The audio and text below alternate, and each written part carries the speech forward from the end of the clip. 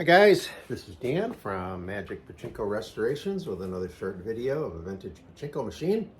As you can see, I'm back to my ratty old hoodie. It's getting cool. It's down in the 50s. Certainly not time for the electric vests and the heated socks and the heat. Well, actually, I do have the heat on above my head, but easier to work in the summer, that's for sure. But we'll just keep plugging along as long as I have customer machines.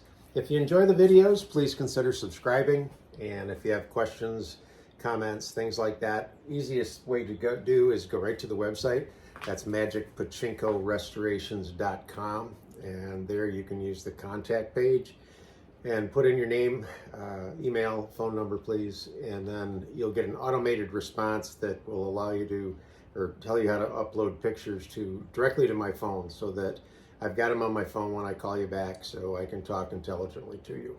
I try to talk intelligently all the time, but sometimes it just doesn't work. Okay, so today we have a 1972, excuse me, Nishijin Model A. This was done as a full restoration for the customer. Here is the original playfield in all its faded out glory.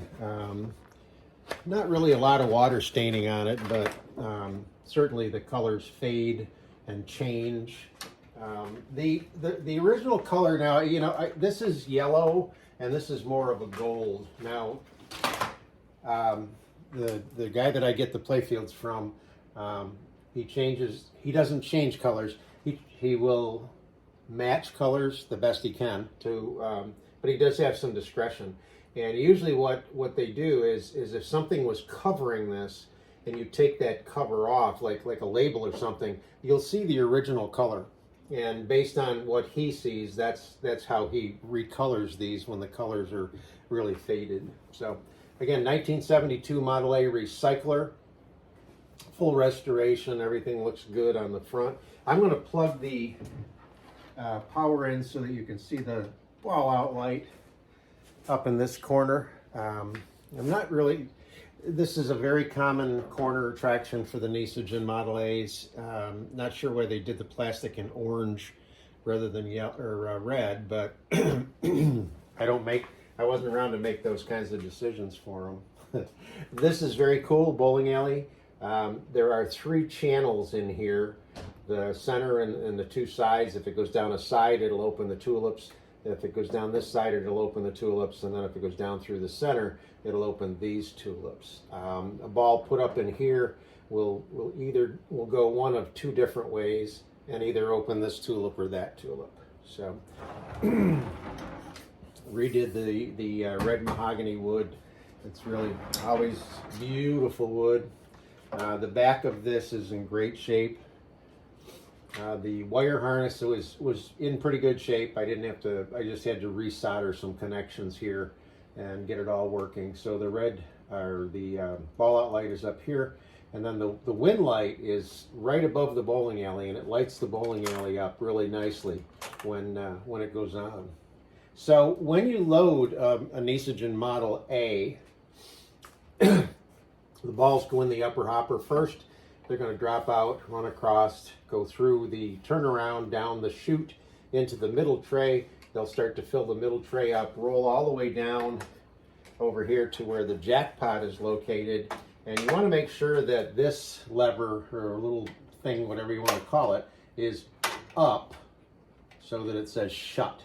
And what it does is it brings the 2 brass fingers in to stop the balls. You want the balls to stop right there because they tip this way to go out.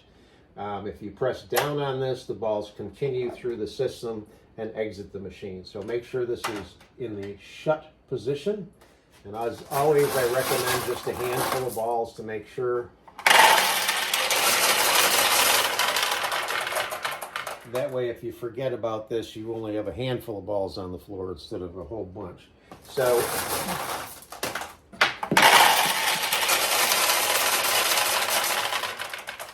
if the machine is set up properly,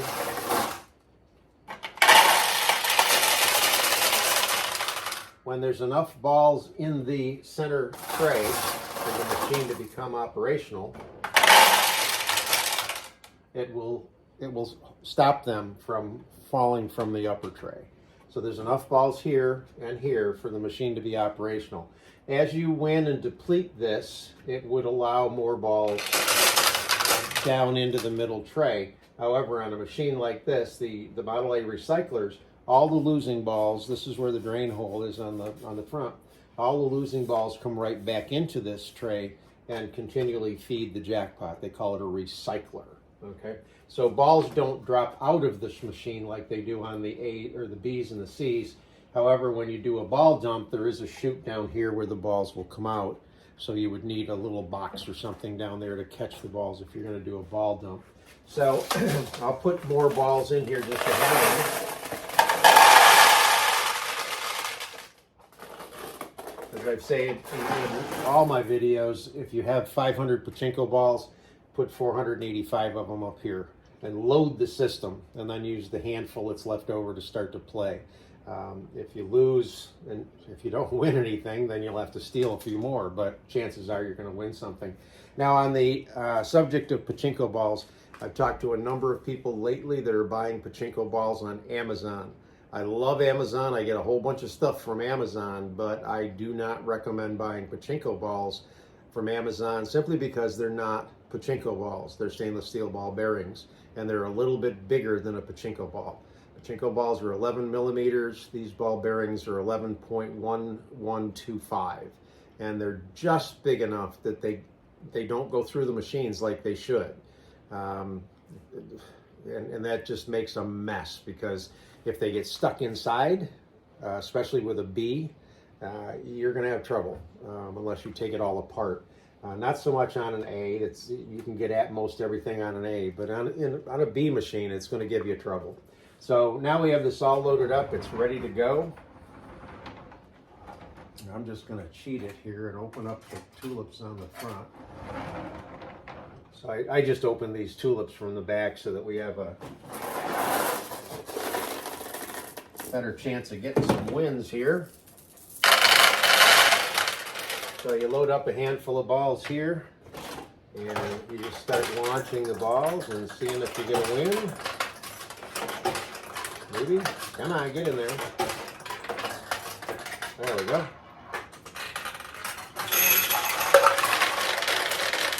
So the light comes out of the bowling alley. The 14 balls here come out here. The winning ball, the actual ball that wins, comes back to you, but it comes down to the lower tray. That's assuming that the machine is adjusted properly. Now, there was another question about launch tension, and it almost looks like this machine lost a little bit of its launch tension from just having the spring stretched.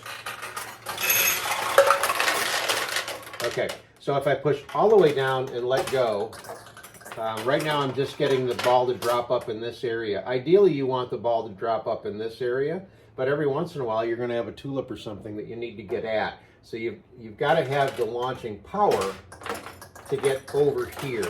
And right now I don't have it. I thought I had it set right, but I think the springs tend to loosen up a little bit after they've been stretched after 40 years. So down here, right underneath this tray, there's a nail, and attached to the nail is the tensioning adjuster. So if you pull it that way, you're going to get more tension. If you bring it this way, you get less tension. So I'm going to move it, and usually you only have to move it one setting on that. And let's see what we've got now. We've got a little more tension. There we go. Now, what you just heard is more balls going into the center tray. Again, it's automatic because we've depleted some, and I'm not launching that. I'm not losing that many into the machine. So right now, it's pretty much where I want it. On a normal launch, it's about right in the middle of the machine where I want it. And if I just kind of let go of it a little quicker, I can get it to come over onto the right side of the machine. So I like the way that's set up.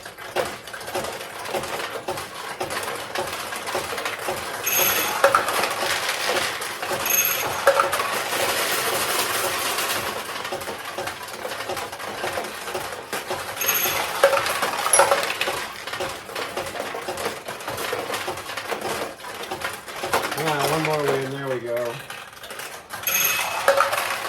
So that's the 1972 Model A recycler bowling alley. Hope you like it.